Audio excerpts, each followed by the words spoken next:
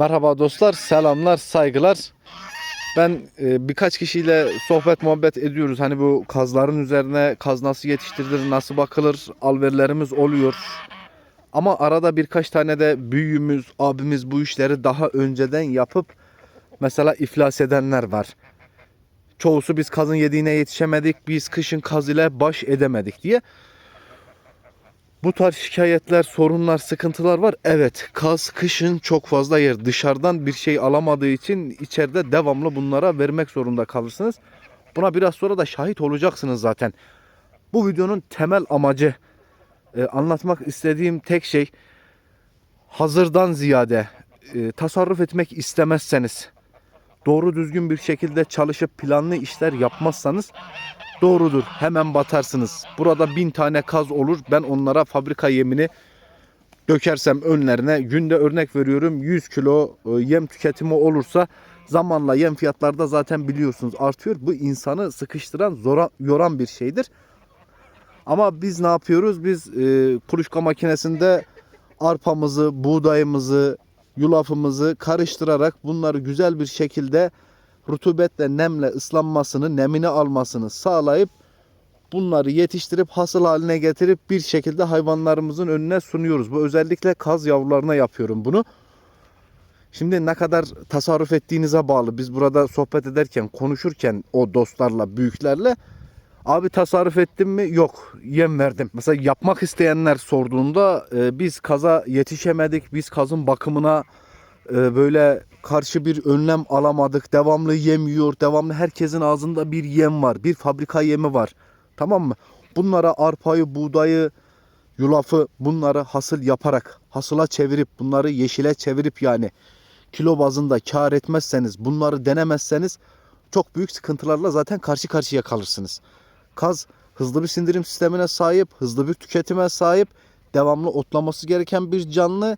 Ama kışın kar yağdığında, soğuk olduğunda bunu yapamadığı için sizden bekler. Sizin de bunlara örnek veriyorum bir fabrika yemi yerine, bir işlenmiş yem yerine arpadan, yulaftan, içerisine de hafif de bir buğday katarak yaptığınız hasıllarla daha iyi bir şekilde beslenmelerini sağlarsınız ve gıdalar daha yumuşak, daha işlenmiş olduğu için sindirimi de kolaylaşır. Fabrika yemiyle çok farkı olur. Fabrika yeminin tüketimi biraz daha fazla olur. Çok yerler ve bunu zamanla karşılayamazsınız. Bakın şimdi isterseniz benim şu anda işletmem küçük bir işletme. Küçük bir yere sahibim. Hayvan sayım sınırlı şu anda. Kış en aşağıda tutmaya çalışıyorum zaten hayvan sayısını. Ama yem tüketimini, yem maliyetini de en altta tutmaya çalışıyorum. İçeri geçelim, ben size anlatayım bunları. Ben bunu daha önce sizinle paylaşmamıştım. Kuluçka makinesinin içerisinde buharla hasıl yetiştiriyorum. Hasıllar rutubetlenmeyle, nemlenmeyle yetişiyor. Hasılı gelişim sepetlerine koyuyorum. Gelişim sepetlerine 1,5-2 kilo arası bir miktar yüklüyorum. Bunu 2,5'a 3'e ne çıkarırsam kârdır diye. Yani bu yıl örnek veriyorum almış olduğum 2,5 ton arpayı, yulafı yıl sonuna kadar 4 ton olarak değerlendirmek. Videolarda da aslında anlatmak istediğim bu. Ne kadar güzel bir şekilde tasarruf ederseniz o kadar çok kazançlı olursunuz diye. Bu da işte bir yönden bir tasarruftur. Yani kışın bir kazın yediği bir problem değil ama 100 kazın yediği insana sorun yaratır. Ve masraflarınızın artmasını, çok fazla kuru yem sarfiyatı yapmanızı sağlar. Bu tarz kendinize sistemler geliştirirseniz şu anda bunu isterseniz kapatalım. Bu buharla şu anda nemlendirmesi lazım. Diğerini açayım. Kendinize ne kadar imkan ve olanak açarsanız, ne kadar tasarrufa meyilli, ne kadar düşünürseniz çok iyi olur. Ben bu sistemi mesela bir belgeselden esinlendim. Şimdi bu şekilde sepetlerde olması benim herhangi bir masraf yapmamamı sağladı. Sepetleri kullandım, buradaki rafları kullandım. Herhangi bir farklı bir oda, bölme kullanmama gerek kalmadı. Bir de hasıller bu şekilde büyüyünce sepetlerde çok dikkatimi çekmiştir. Bu her zaman kökleri daha da uzuyor.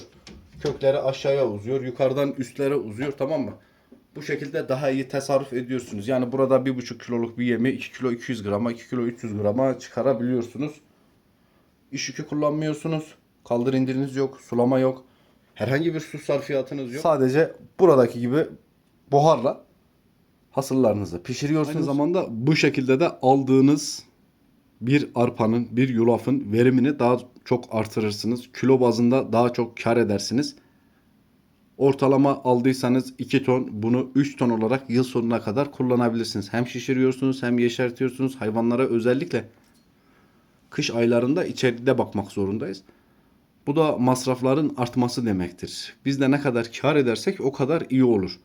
Bu şekilde 2 tonluk bir arpayı örnek veriyorum. Biz 3 tona çevirip kullanıyoruz. 2 ay kullanacağımız yerine biz bunu 3 ay, 3,5 ay kullanmış oluyoruz. Belgeselden esinlendiğim güzel bir sistem. Onlar odalarda yetiştiriyordu. Ben o kadar masraf yapamayacağım için bunları kuluçka makinesinin içerisinde neden olmasın diye düşündüm. Ve bunu daha önce paylaşmamıştım. Şimdi sizlerle paylaştım. En azından bir fikriniz olsun. Buhar makinesi mesela şurada şu anda çalışıyor. Sağdaki cihazda. Hatta alttan hafif hafif buhar çıkıyor. Sabah, öğlen, akşam günde 3 kere 40 dakika bu makinede çalışıyor. 40 dakika bu sağdaki makinede çalışıyor. Ekstra olarak bunların içindeki hasıller 3 gün, yani arpa, yulaf, çok da az eser derecede bir buğday var. Çeşitli olması çok iyi. 3 gün bunlar suyun içerisinde bekliyor. 3 gün suyun içerisinde bekletiyorsunuz. Sonra gelişim sepetlerine, yani kuluçka makinesi sadece olacak diye bir şey yok. Bunu farklı sistemlerde bir buzdolabının içerisinde güzel bir raf dizilimiyle sepetler, seleler, tepsiler yardımıyla da yapabilirsiniz eski bir buzdolabının içerisinde.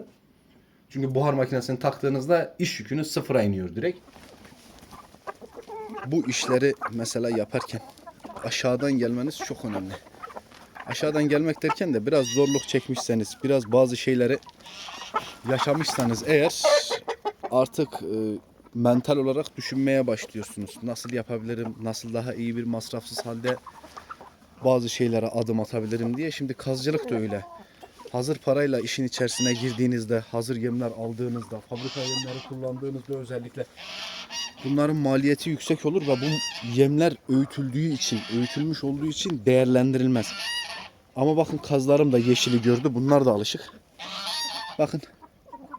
Onlar da hemen geliyorlar. Şimdi ben yavrulara vereceğim özellikle. Bunu görmenizi istiyorum. Onlara vermeyeceğim ama gelip de herhalde alacaklar. Gelin bakalım.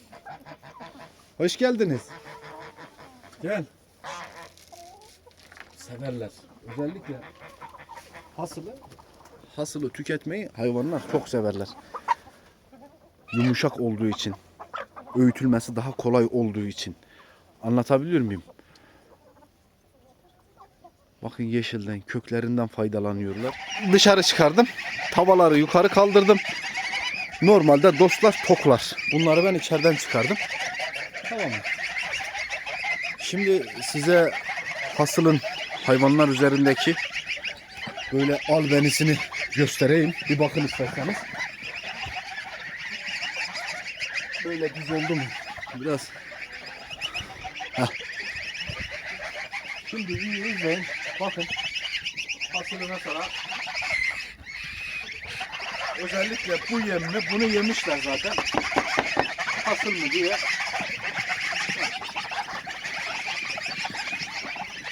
Oy oy oy, biraz yavaş, biraz yavaş.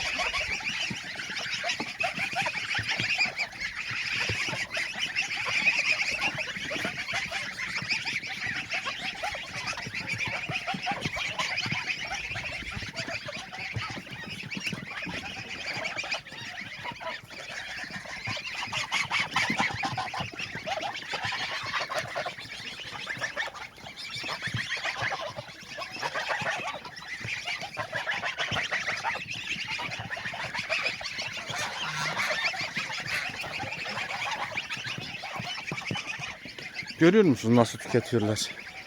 Burada aslında anlatmak istediğim bir şey daha var. Taze, yeni, tamam mı? Fabrika olmayan. Bakın önlerine arpayla yulaf ıslatmışım. Bu kapların içerisinde var. Onları ben içeriye koyuyorum. Bunlardan günde 2 tane gelişim sepetiyle veriyorum. 2 tanesini veriyorum günlük. Bu şekilde güzel bir tüketim oluyor. Mesela çok soğuk gecelerde bunu hemen tercih ediyorum vermeyi. Hemen ekstra bir gıda olarak bunu gönderiyorum. Ne oluyor biliyor musunuz? Hayvanlarım kış aylarında bu şekilde mesela geride kaldılar. Bunlar bu mevsimin hayvanları değiller. Bunlar geride kaldılar. Ama ben de korunsunlar diye, daha iyi beslensinler diye, kendilerini biraz da yazda hissetsinler diye, hava olmasa da yeşillerini alsınlar diye. Anlatabiliyor muyum? Bu şekilde gıdalar hem tasarruf etmenizi sağlar, hem kendinizi bunları düşünmek, yapmak, yaratmak. Mesela bir kuluçka makinesinin içerisinde, bir buzdolabı makinesinin içerisinde, bunlar da aslında sizi geliştirir. Biraz da alttan gelmiştik ister. Biraz da daha önceden savaşmıştık. Ne bileyim, daha artık iş yükünün azalmasını istediğiniz dönemler geldiğinde daha iyi fikirler aklınıza geliyor. Bu da umarım işinize yarar. Bu çok güzeldir. Kuluçka makinesinin içerisinde bir de masrafsız oluyor. Benim mesela çiftliğimde su yok. Ben su harcamıyorum. O yüzden buharla yapmak daha işime geliyor. Hazır kuluçka makinesi var, sepetler var, içerisinde raflar var. Bu şekilde daha iyi kar ediyorum. Hem de yemimi miktar olarak, kilo olarak en üst seviyeye çıkartıyorum. Yani artık bunu almışsam, bunu mesela yıl sonuna değerlendireceksem iyi bir şekilde, en iyi mantık, en iyi akıl bunu kabartarak, şişirterek, yeşerterek kullanmak. Bakın hepsini de yediler.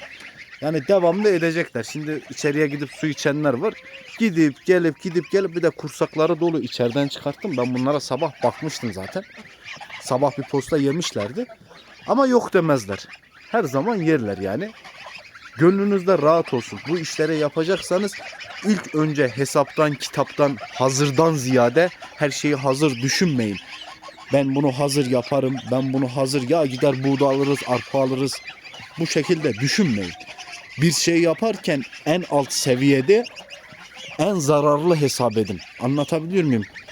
Burada 55 tane kaz yavrusu var. Bakın birkaç tanesi gidici zaten. Küçükler, küçük kaldılar. Bakın ortadaki üşüyor şu anda.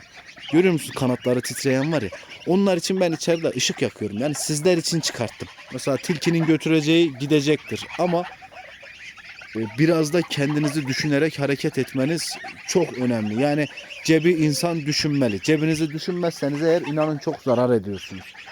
Özellikle kaz bakımında bu çok önemlidir yani.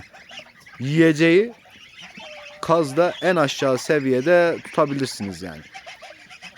Bakın çok çabuk bir şekilde de tükettiler, bitirdiler. Artık şu anda hasıl 0 derecede. Hepsi toklar. Ben bunları içeri alayım çünkü dışarısı çok soğuk. Burası şehirden daha soğuk, yüksek bir yer burası. Şimdiden iyi seyirler diliyorum. Bir sonraki videoda görüşmek üzere. Selamlar, saygılar olsun.